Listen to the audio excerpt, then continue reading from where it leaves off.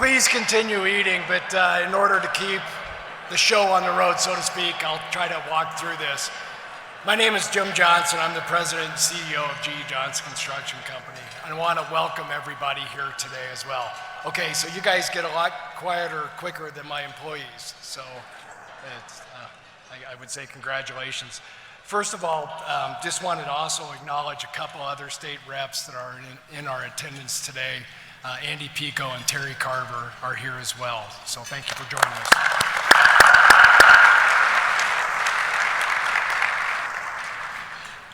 I really just wanted to sponsor this lunch because given the last 18 months, I had all these purple ties in my closet and I wasn't sure I was ever going to wear one again. Isn't it great to be out and enjoying each other's company? One of the great things that Colorado Springs does is we move together as a community. I just think the pandemic, while the chapter is still being written, we are anxious to get to the post-pandemic activities. And for the last couple months, it's felt like we are starting to return to some of those.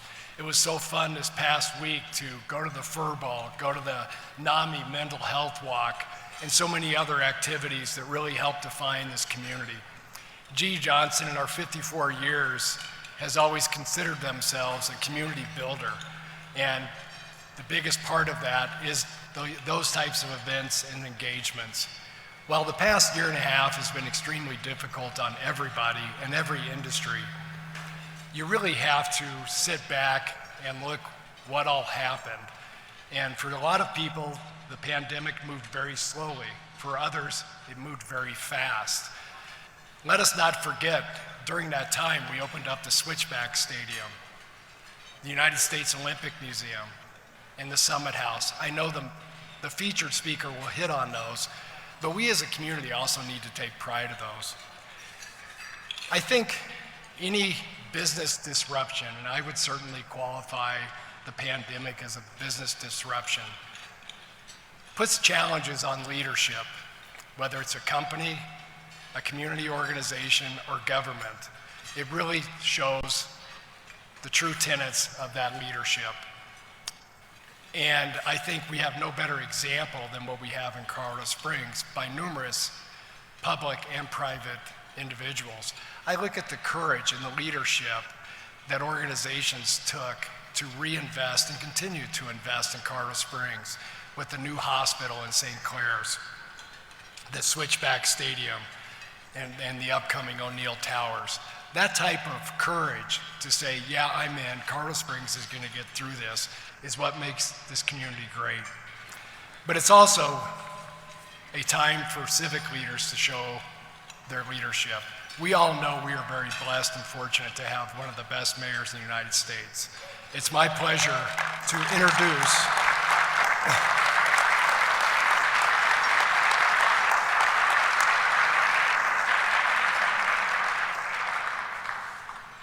and a lot of you have heard this story, and unfortunately, living here most of my life, the mayor and I go back quite a while. In 1977 or so, I personally felt the Department of Revenue had some really restrictive driving license requirements. You could only get one speeding point before you lost your license. John was a young attorney at a local law firm that G.E. Johnson used as our legal counsel. So I found myself at an early age trying to explain why I thought younger drivers should be allowed more points and not losing their driving license. After the appropriate lesson, I got a license that included a bunch of restrictions that allowed me at least to drive to work. I think John thought that was the safest thing for me to do. We all know his history as a rise from district attorney to attorney general, but we are fortunate in his second term. Please help me welcome my favorite Notre Dame graduate, Mayor John Suthers.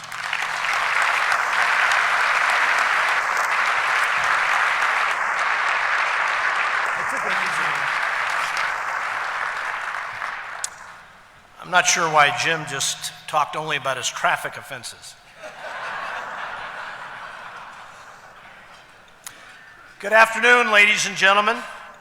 Welcome to my 7th and second from the last State of the City address. I point out that it's my second from last to give assurance to my many detractors that there is some relief in sight.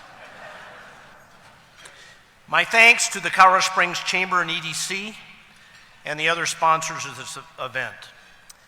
And I think all of you know that Dirk Draper will be stepping down as CEO from the Chamber at the end of this year, and I want to extend my gratitude and congratulations to Dirk for the tremendous job he's done as Chamber CEO for the past 7 years. Please join me.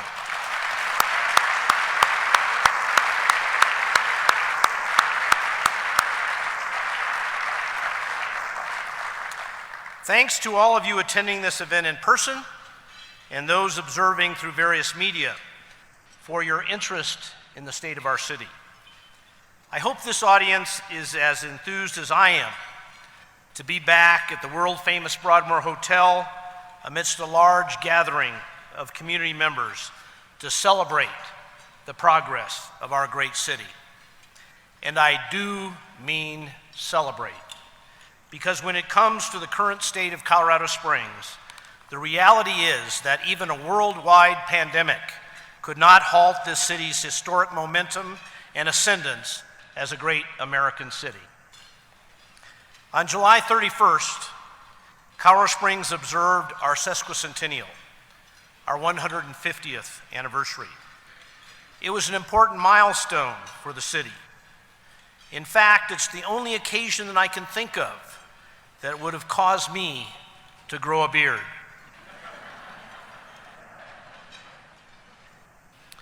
Large crowds help us celebrate the event with appropriate fanfare.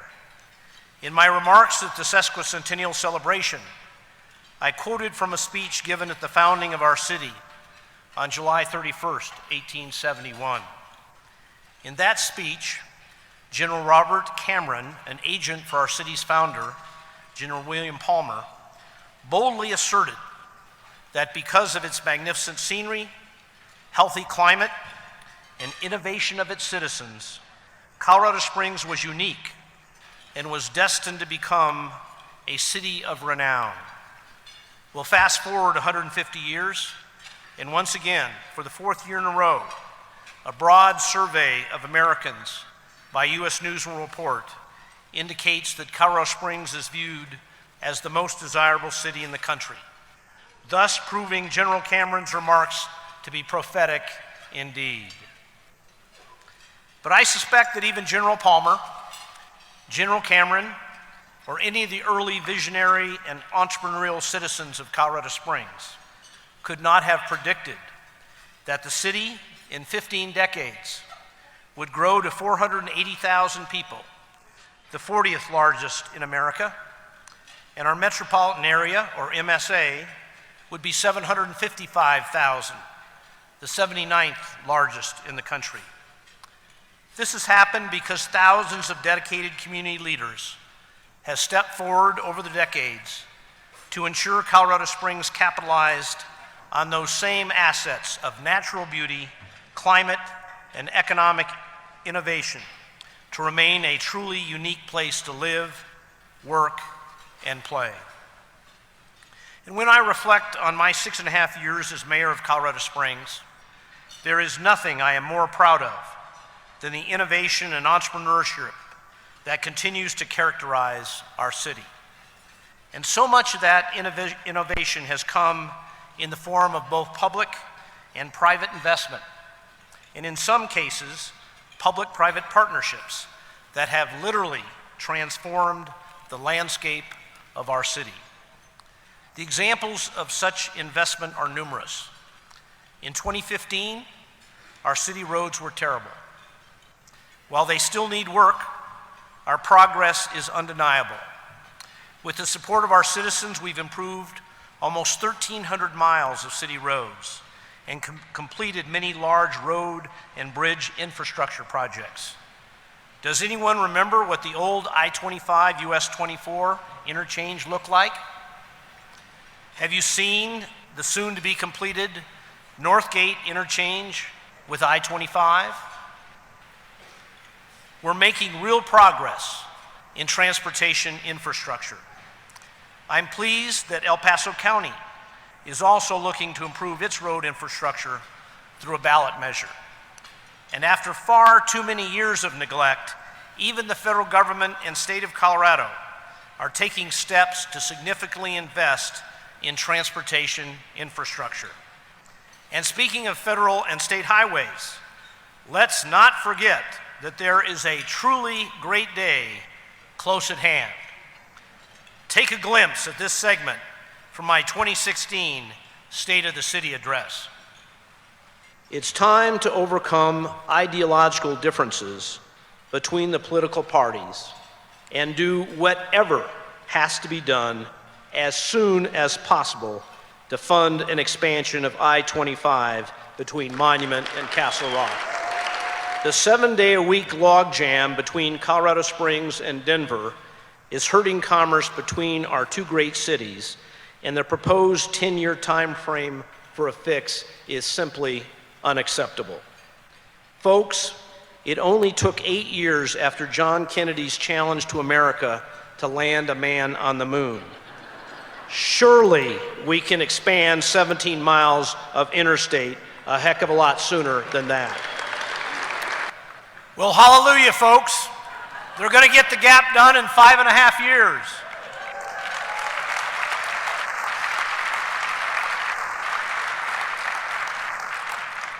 In 2015, our underfunded stormwater system was the subject of legal actions by the EPA, the state of Colorado, and downstream neighbors. Today, through the support of our citizens and outstanding work of city employees, we're well on our way to having the best stormwater infrastructure in the state of Colorado. And much of the credit for this dramatic turnaround goes to our city's stormwater enterprise manager, Rich Milady, and his outstanding team.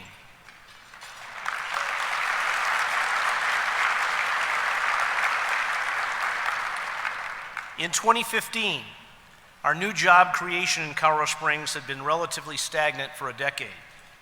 But because of the tremendous public and private investment in our city, we've added over 37,000 jobs since 2015.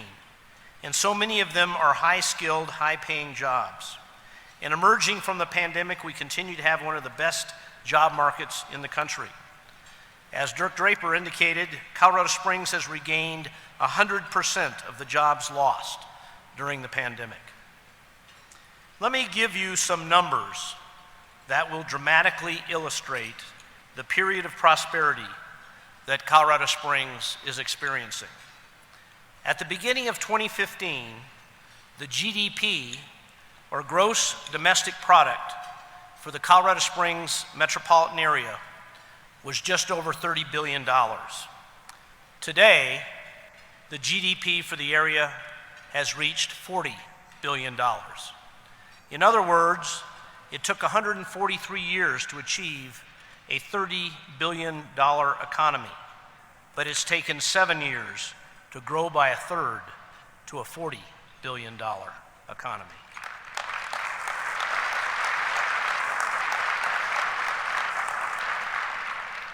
Perhaps nothing has been so dramatically transformed in the last several years than downtown Colorado Springs.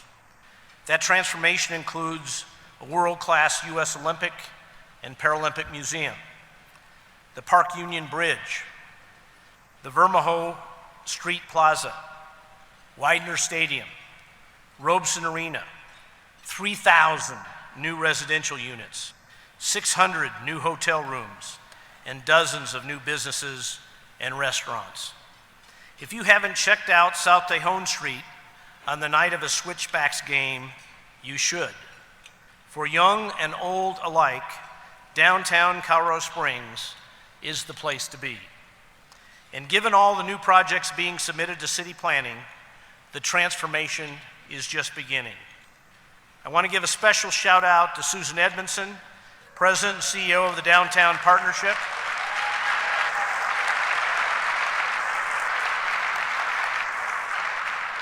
Ryan Tiefer-Tiller, Urban Planning Manager for Colorado Springs. And Ryan Phipps, Downtown Project Manager for the City of Colorado Springs.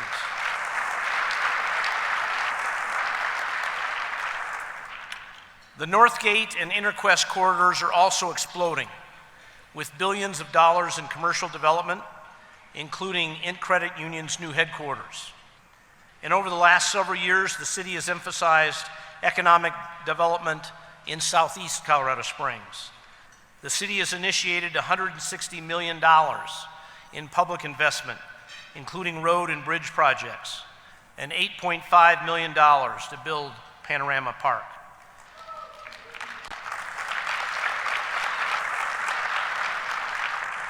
And the city is facilitating over $500 million in private investments in the Southeast, including 3 Amazon distribution facilities that will employ thousands of people. Virtually all of our city's critical economic sectors are thriving. As to the military and defense industry that is so much a part of our economy, there's every indication that the military presence and accompanying civilian defense support infrastructure will continue to grow. We have a number of very critical missions located here that will remain and expand with time. As to the extremely disappointing decision of the Trump administration to move U.S. Space Command headquarters to Huntsville, Alabama, I can only say it's not over till it's over.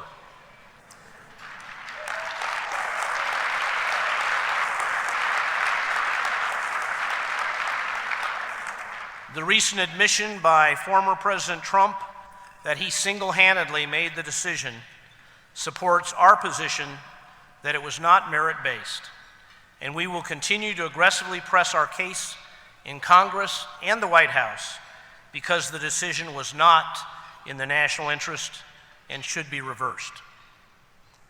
Our healthcare industry is thriving. Our 2 outstanding hospital systems are expanding rapidly. The success of UC Health in Colorado Springs is evidenced by the renewal of its lease of the city's Memorial Hospital assets. Centura Health has broken ground on a new orthopedic hospital, St. Clair's, at the intersection of I-25 and Interquest Parkway. Children's Hospital draws pediatric patients from a large region. The new Hibble Sports Medicine and Performance Center is making its mark by joining clinical practice with graduate and undergraduate education and research. And of course, our healthcare workers in Colorado Springs deserve a great deal of credit for the tremendous work that's been done.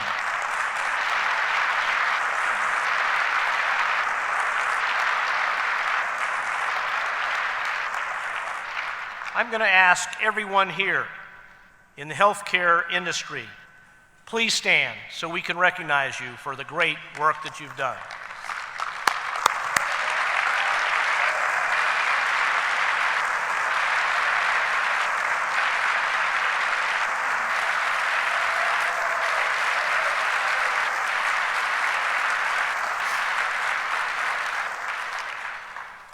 And new healthcare facilities are not the only thing being constructed. The Pikes Peak region is in the midst of a construction boom. Perhaps nothing demonstrates that more than the fact that 2020, in the middle of a worldwide pandemic, was a record year for both residential and commercial construction, and the boom has continued into 2021. Our outstanding higher education institutions, including the Air Force Academy, UCCS, Colorado College, and Pikes Peak Community College, are adding and expanding programs to meet our workforce needs of tomorrow and are contributing mightily to our economy. I'm especially pleased that UCCS, through the generosity of the Anschutz Foundation, will now offer an aerospace engineering degree program and has recently entered into an MOU with the United States Space Force to establish a partnership in workforce preparation, research, and development. These milestones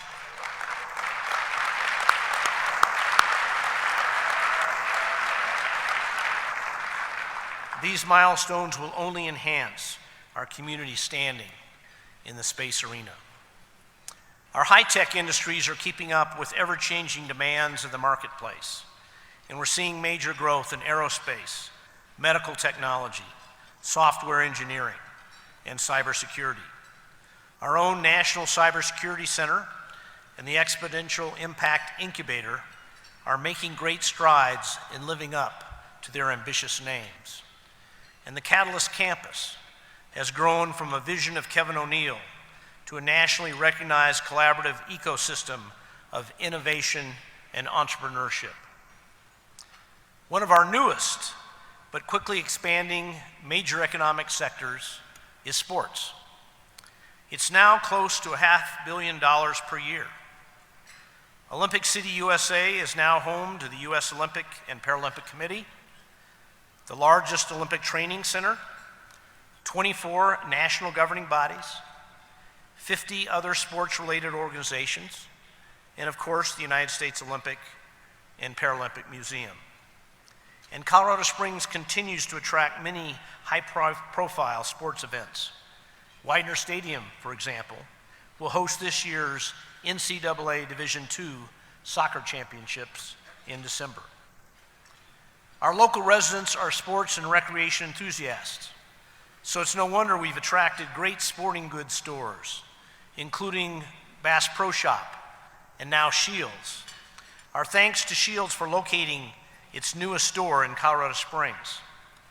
And have you folks been to the new Top Golf facility in Polaris Point? It's amazing, and yet another big driver, if you'll excuse the pun, in the sports economy.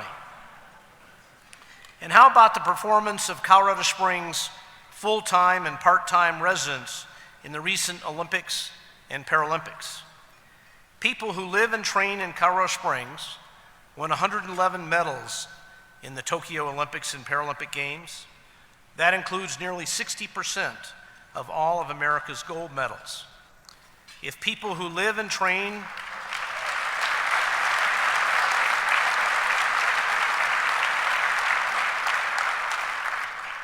Get this, if people who live and train in Colorado Springs were their own countries, we would have finished 5th in the medal count in the Olympics and 11th in the Paralympics.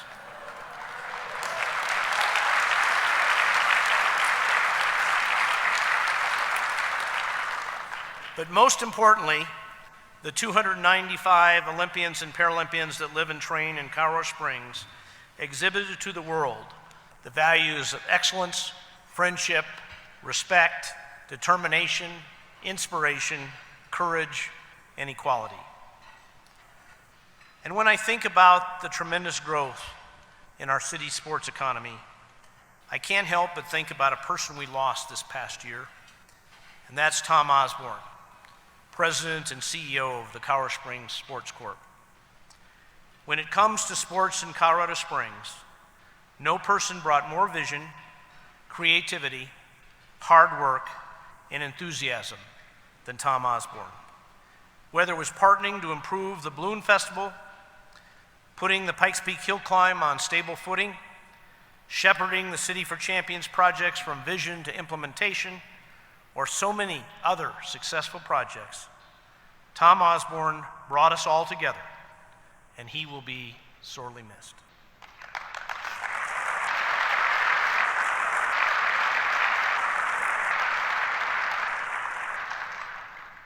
The sector of our economy that was hardest hit economically by the COVID epidemic is tourism. Pre-COVID, it contributed $2.5 billion per year to our economy, but I'm pleased to report that 2021 has seen a remarkable recovery. This past summer, Colorado Springs had the highest hotel-motel occupancy in Colorado and among the highest in the nation. The Colorado Springs Airport, thanks largely to our city's newest commercial carrier, Southwest Airlines, saw the highest levels of traffic in 20 years. Tourists came in droves to see our many natural and man-made attractions, including, of course, Pikes Peak, with a spectacular new summit house, worthy of America's mountain, and a completely renovated cog railway, thanks to a large investment by the Broadmoor.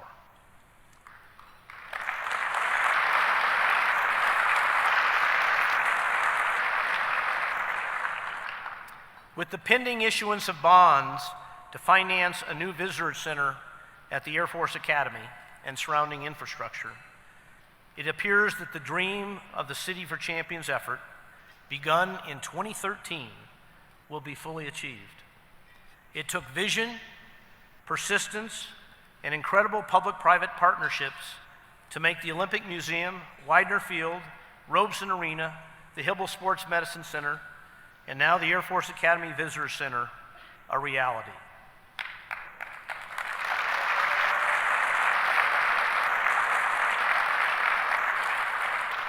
It's an investment that will draw millions of visitors, create thousands of jobs, and billions of dollars in economic activity. And given this accomplishment, I think it's very appropriate time to recognize and applaud one man who showed both great vision and persistence to get the City for Champions effort on the right path, and that's my predecessor, Mayor Steve Bach.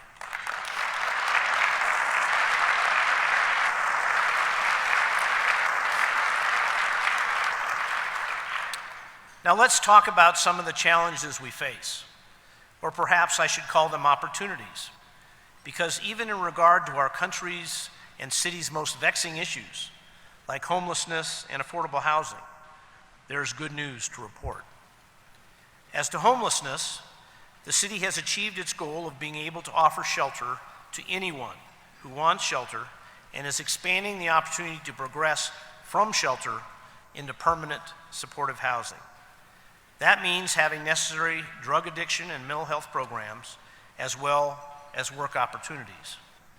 But as to those who decline shelter, we are enforcing camping bans as vigorously as the law allows.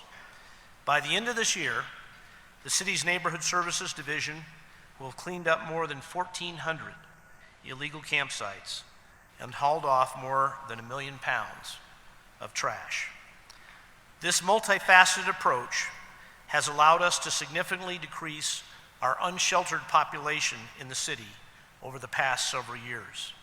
And folks, that stands in sharp contrast to most large cities in America. And that could not be accomplished without the work of the Continuum of Care and outstanding nonprofits like the Springs Rescue Mission, Salvation Army, Catholic Charities, Rocky Mountain Human Services, and the compassionate, persistent work of the Colorado Springs Police Department's homeless outreach team. Yeah.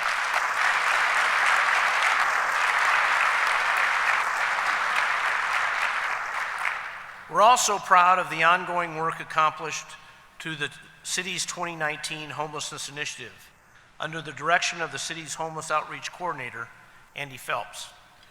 Notable achievements that came from the initiative include a city-led homeless work program, an outreach court program, and a downtown outreach initiative led by the Colorado Springs Fire Department Homeless Outreach Program. Outreach teams made up of fire department personnel and social workers target homeless individuals receiving the greatest amount of tickets in the downtown area by connecting them with available shelter, resources, and housing. After 1 year, we saw police interactions decrease substantially for those targeted by the CSFD Homeless Outreach Program. The fire department also has an alternative response teams responding to low acuity calls, often involving mental health issues, to de-escalate them, reduce unnecessary trips to emergency rooms, and unnecessary use of public resources. The 2022 proposed city budget increases such teams from 2 to 4. The booming economy in Colorado Springs and its attractiveness to people throughout the country has made our housing market among the hottest in America and resulted in dramatic increases in the price of available housing. That has created a great need for additional single-family and multifamily residential housing, and a particular need for affordable housing for working families and low-income individuals. In my 2018 State of the City address 3 years ago, I set a goal of facilitating the creation or preservation of at least 1,000 new affordable units on an annual basis. We're achieving that goal by utilizing a variety of tools, but we hope to achieve even greater results in the years ahead. The Colorado Housing Finance Authority reports that Colorado Springs has seen a 65% increase in the number of units being built with low-income housing tax credit financing. From 2016 to 2020, we've grown from 3,000 to 5,000 units, and 2021 has seen another 22% increase in units awarded, putting the total number of tax credit units in Colorado Springs at almost 6,100, a total investment of $256 million.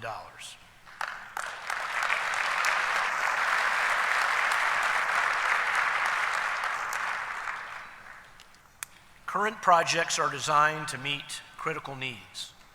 The atrium at Austin Bluffs is a 54-unit project for very low-income seniors being developed by Greshio Housing.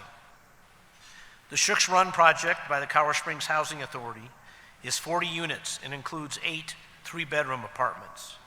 700 units of affordable workforce housing are under construction. They include Cottonwood Creek Apartments, Barnes Apartments, and Academy Heights. The development pipeline includes 839 units that have or will break ground by the beginning of 2022.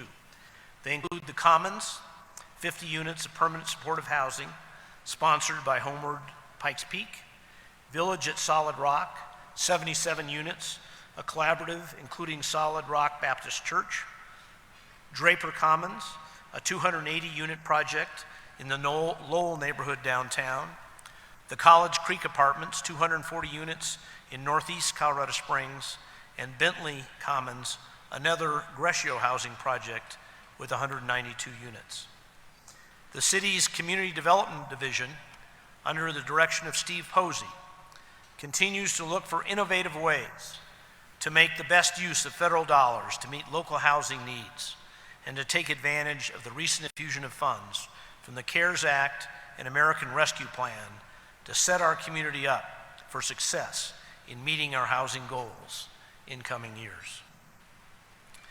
The economic prosperity and growth our cities experience is an ongoing challenge in the sense that we must invest in the public infrastructure needed to support that growth. And that includes the public safety infrastructure needed. We added 120 police officer positions over the last 4 years and hope to have those positions all filled by the end of 2022.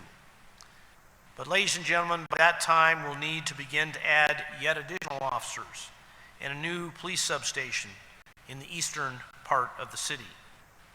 And the same is true for the fire department. We'll be adding several fire stations over the next decade, and that means more manpower and equipment.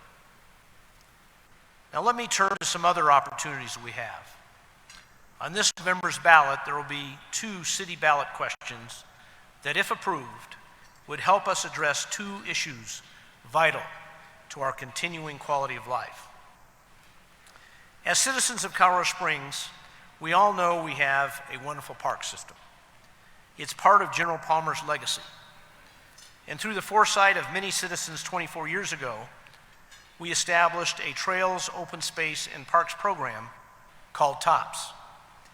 That, in combination with land donation and fees paid by developers, has allowed us to acquire a great deal of open space land and land for future park development. But unfortunately, we have not been able to maintain general fund revenues sufficient to develop new park land and adequately maintain the parks, trails, and open space we have. Because parks compete with other priorities, including public safety and roads, our parks general fund commitment remains below pre-recession levels. The incredible increase we've seen in park and trail use, particularly over the last 2 years, has only aggravated the problem. Many of our parks and trails are overburdened. Ballot Issue 2C would extend the TOPS program 20 years and increase the tax from 1 cent on every $10 purchase to 2 cents on every $10 purchase. But very importantly, it would also allow more of the generated funds to be used for new park development, as well as maintenance of all existing parks, trails, and open space. We would also continue to acquire additional park and open space land as the city grows. The success of Issue 2C is critical to ensuring General Palmer's legacy continues, and we maintain and expand our outstanding, fully accredited park system. One of the greatest threats to our community from a natural disaster perspective is wildland fire. It's been a big part of our past. I remember as a small boy growing up in Colorado Springs, my father telling me about the January 1950 fire that burned much of Fort Carson and Cheyenne Mountain and almost destroyed the Broadmoor. 11 people died. We're all familiar with the damage from the Waldo Canyon and Black Forest fires. And we know the role such fires play and contribute to flash flooding in subsequent years. When it comes to wildland fires, it's not a question of if there'll be another fire, it's a question of when and where. And we know that wildland fire mitigation efforts work because we saw that in the case of the Bear Creek fire in November of last year. Much of our wildland fire mitigation efforts in Colorado Springs have been funded by grants that are intermittent and not sufficient for the large acreage requiring mitigation.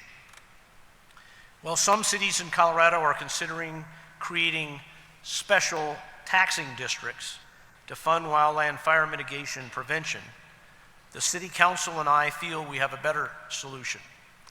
In Ballot Issue 2D, we're asking the citizens, without creating or raising a tax, to allow us to retain $20 million in 2021 city revenue above the Tabor cap in order to create a permanent wildland fire mitigation and prevention fund. The fund would draw interest, and no more than 5% of the balance could be used each year for fire mitigation and prevention efforts under the direction of the Colorado Springs Fire Department and a citizen advisory board. That means several $100,000 would be available each year for fire mitigation work throughout the entire city and in areas adjacent to the city, including national forests, where mitigation is necessary to safeguard city residents and their property. We believe this is an innovative way to get permanent, consistent funding for fire mitigation and prevention work without a tax increase. Any surplus revenue the city receives in 2021 in excess of the $20 million would be refunded to our citizens on utility bills. Given the record levels of sales tax revenue so far this year, we currently estimate such refund would be approximately $10 million. My thanks to the City Council for referring these two important measures to the ballot and for all the great work they've done in facilitating the many successes the city has enjoyed over the last several years. The Council, of course, also serves as the board of the Colorado Springs Utilities. And we're indebted to Council President Tom Strand, President Pro Tem Richard Storman, and Council members Bill Murray, Yolanda Avila, Dave Donaldson, Randy Helms, Nancy Hingham, Mike O'Malley, and Wayne Williams. Wayne also serves as the chairman of the Utilities Board. Would those members of the council who are present today please stand so we can recognize your great work.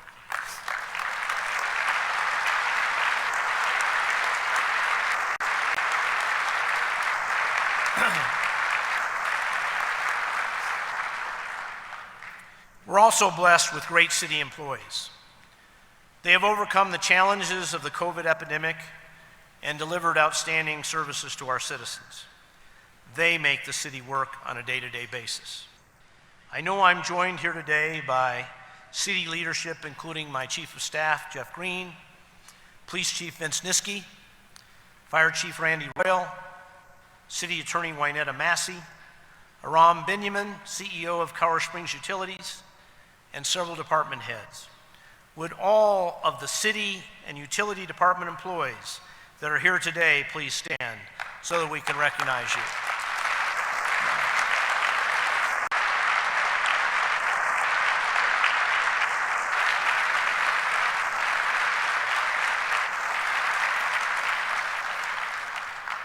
I pointed out Aram Benjamin, the CEO of Colorado Springs Utilities, is here. And Aram, I want to take this opportunity to say that I'm sorry that I called you at 6:15 this morning to complain that my neighborhood didn't have any water. But I promise you that I won't hold it against you that I had to drive all the way across town to get a shower before my State of the City speech. And thanks to the staff of the mayor's office for helping me show up where I'm supposed to and with something intelligible to say at least most of the time. And finally, to my wife Janet, thank you for 45 years of love, insight, and unwavering support, and for all the time and effort that you've expended on behalf of our city and its blossoming identity as Olympic City, USA. Whether out front or behind the scenes, Janet's been a big part of the city's success over the last 6.5 years.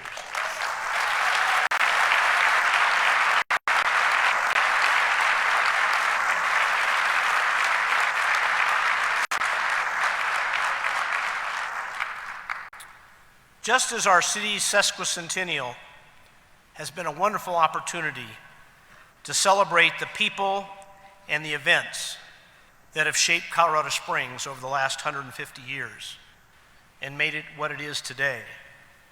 This milestone is also an opportunity to sharpen our focus on the future, to recognize that the decisions we are making today will shape the lives of future generations of Colorado Springs residents.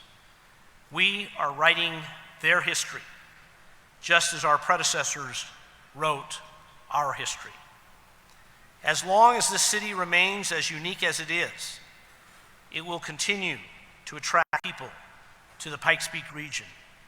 And it's up to us to take the necessary steps to ensure the city has the natural resources, infrastructure, and economy to maintain its high quality of life. Quite simply, it is up to us to be the good ancestors that future generations of Colorado Springs residents need us to be. I consider it a great honor and privilege to serve as mayor of Colorado Springs in such a transformational time.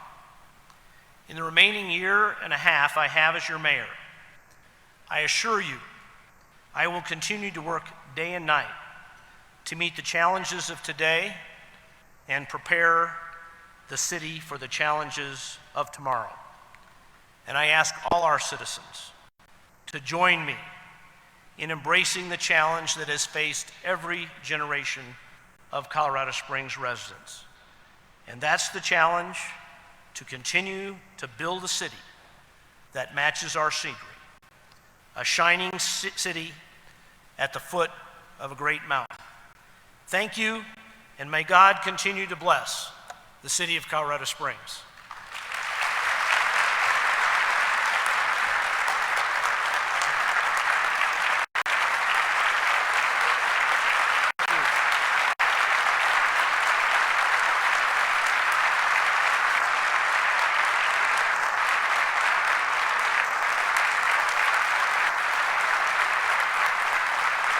Thank you. Thank you so much. It's now my pleasure to present this year's Spirit of the Springs Lifetime Achievement Award. This is an award that has previously been given to incredible contributors to Colorado Springs, including Nancy Lewis, Harry Hoth, George Fellows, Mary Ellen McMalley, Chuck Murphy, Kathy Liu, and Bill Hibble. And today we celebrate the accomplishments of someone who fits easily onto that impressive list of community leaders. Mary Lou Makepeace is a name familiar to so many residents of Colorado Springs.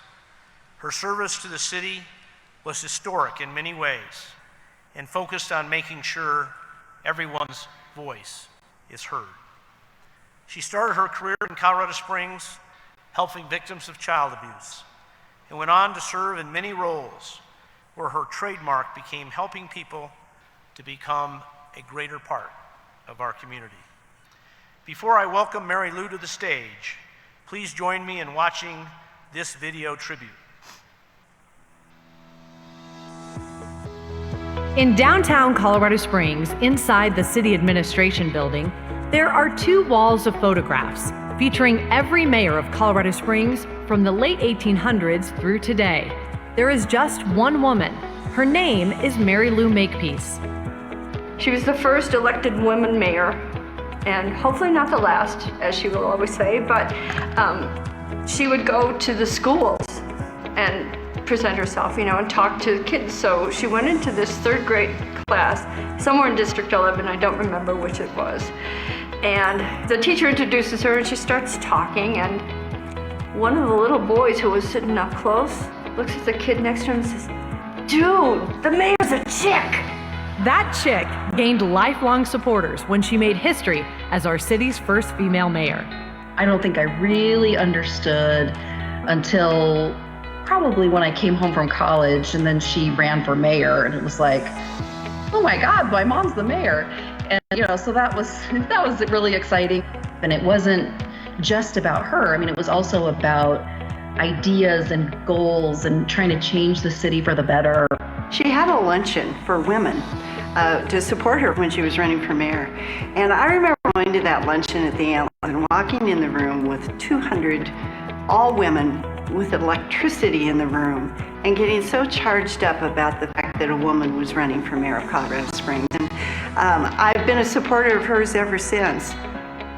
Mary Lou was appointed to fill a city council seat being vacated in 1985 and served on city council for 12 years before being elected mayor in 1997. I can't help but think of Mary Lou and think about America the Beautiful Park. She was just a strong proponent in building that park. We can really see that it was the beginning of the whole regeneration of that area down in the southwest part of town. We expanded downtown, sidewalk cafes, America the Beautiful Park. We saved City Hall, that was about to get destroyed, and Mary Lou said, no, we're not going to do that. And we expanded the airport. We went from one gate with 3 planes that you could get on to what it is today. When she was mayor, she was the first one who pushed for allowing LGBTQ people to have insurance with their partners. There were so few people that would stand up, especially from the straight community, like she was, that would stand up for the gay community and say, this is, what we're doing here is wrong, and we need to, reach out to these people and bring them in amongst us and include them. She welcomed Pride Parade, Pride Fest, first mayor to do that. This woman has pushed big rocks up slippery hills and gotten it done with the help of her friends and because of who she is. So she grew up in North Dakota, and when she was 16, her father was a train engineer, and he unfortunately was hit and killed by a train. And her mother, my grandmother, was pregnant with my aunt at the time, and she fell into a deep depression.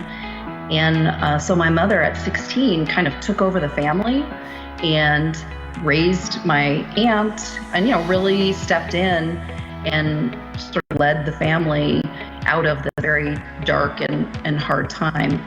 And so she's really been kind of like that her whole life. She's seen lots of different sides to life and knows that just because you're poor, just because of your gender, it doesn't mean that you don't deserve, equality and to be treated well. After leaving public office, Mary Lou remained focused on equality, collaboration, and progress throughout her career. She's not done yet. The fun thing is she's now moderator for a podcast. And she moderates a podcast for the Pikes Peak women and interviews on a monthly basis some of the movers and shakers in town today, all discussing some of the hottest topics. I know there's days when I'll try to get a hold of her and she's busy off with some group or another, giving advice, providing leadership, mentoring. Some of her biggest supporters have a special name for her. Oh, we call her Gaga. She cares about people. She's really kind, and I love her a lot. I like to hug her. And now this grandmother, mother, public servant, and community leader is the recipient of the Mayor's 2021 Spirit of the Springs Lifetime Achievement Award. She's not necessarily standing out there to say, look at me. It's always look at what can be done. She's, I think, one of the premier pioneers of the city. But Mary Lou is, I think, somebody that we all need to really thank for so much.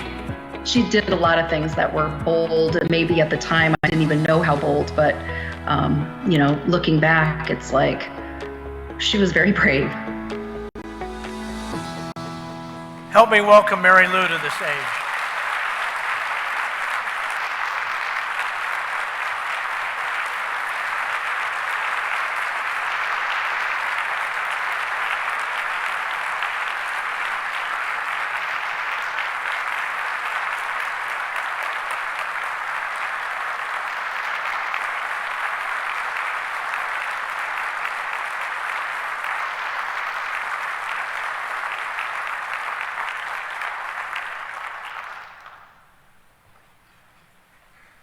Well, thank you all for being here, and John, thank you so much for this recognition. Can make me tear up here. It has been my pleasure to serve this city. I first came here in the early 70s and kind of did a few things, worked around the community, worked for social services, and then I got remarried, and I thought, this is it, this is a life. I can be a stay-at-home mom. We adopted a little baby, and I've never been so bored in my life. And so I applied for an opening on the Planning Commission, not knowing anything about land use, and I'm sure those of you who have had to deal with the Planning Commission know that I wasn't the only person who got appointed and didn't really know what I was doing, but I learned a lot. And from that, there was a council member who, I guess I've heard it say Russian hands and Roman fingers, and was asked to step down from city council. So the process is that the council puts, replacing is, word is put out, and anybody who's interested can apply, and in those days anyway, then the council interviewed all the candidates. I touted that I had a great sense of humor. The mayor called me, and we remember Mayor Bob, one of my mentors over the years, and he said in his bullfrog voice, "Well, we picked you." And so I called my husband and said, "Guess what? I got appointed to council." And he said, "You're kidding." So I'm not sure that I was the expected candidate. There were like 14 or 16 people who applied. But the best story is my mother at that point in time, who lived in North Dakota, was being seen by a social worker because she was, we were getting my sister to be her, whatever you call it, who can sign papers for you. And so when my mother got through with the interview, the social worker called my sister, who lived in North Dakota, and said, "Well, I think it's a good idea that you're taking this step because I think your mother might be, losing it." And my sister said, "Really?" I picked up on that. She said, "Yes, she thinks her daughter is the mayor of Colorado Springs." So we have come a distance in terms of women being involved, but anybody who knows me knows that we got a long way to go, and we have to have I think it's really important that we have more women on council. I'm glad, John, that you have so many females on your staff. I'm sure you would be the first to say that they make great contributions. I was going to have some advice for you all, but the mere fact that you're here celebrating the many accomplishments of the city of Colorado Springs tells me that you care about this community. And that's how a community can become great, can stay great, is when the people who live here care about the community. They care enough to give not only their treasure through taxes or contributions, but they give their time and their energy and their intellect to making it a great place to live. Now, when I watched that slideshow, which a pretty good slideshow, I thought, and I thought back to a time when we were working on some of those things, just kind of getting them off the ground, like Confluence Park. I mean, that started many, many years ago. And Chuck Miller, who worked for the city at that time, he knew that I was kind of losing oomph because things weren't happening as fast. And he said, "It's okay, Mary Lou. All of these things will happen. We just won't be alive to know it." And so it's important that you also have patience with your city staff and with your elected officials, and make sure you vote. We've got a couple of important issues to come up, because you can't be great if you don't have a participating citizenry. So thank you all. It was my pleasure to serve. If you ever get the opportunity to serve, stand up, please, and do it. Thank you.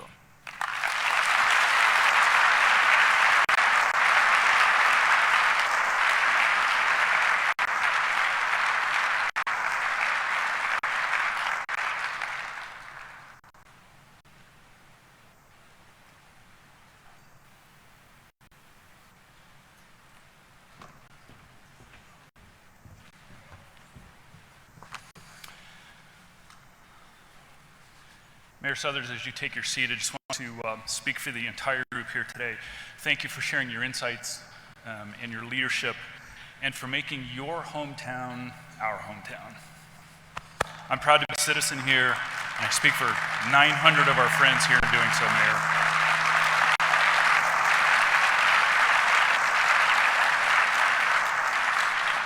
Now, if you were still on a baseball diamond, you'd have done a curtain call there.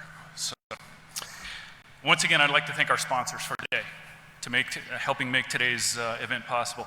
Jim Johnson and G.E. Johnson as our presenting sponsor. Our gold sponsor, Peak Vista and Penrose St. Francis. To our group of silver sponsors, Beauty Bar, Classic Homes, Colorado Springs Airport, Davidson Technologies, El Paso County, LH Holdings, Panica Financial Group, Pikes Peak Community Foundation, Southwest Airlines, and UC Health.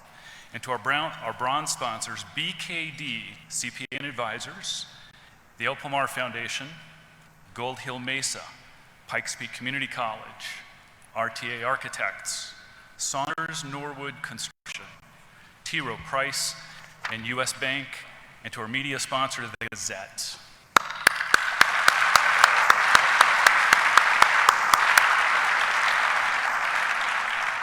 And before you go, I'll just remind you that one of our sponsors, silver sponsor, Southwest Airlines, their slogan is surprise and delight. And we have a surprise and delight for a small group here. Before you go, take a look under your seats. There's 6 pairs of tickets that are free for your use. Thank you all for joining us today. We're adjourned. Have a great afternoon.